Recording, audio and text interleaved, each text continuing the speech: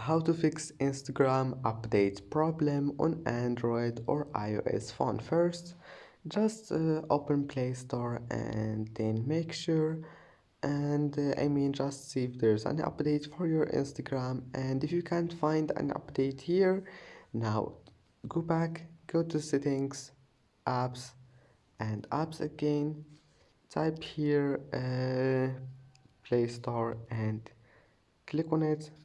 Click force stop and go back.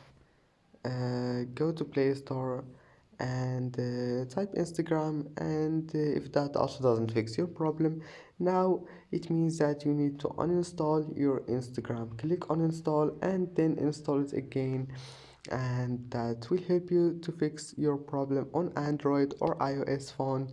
Then restart your phone and try again, and don't forget like and see you in the next video.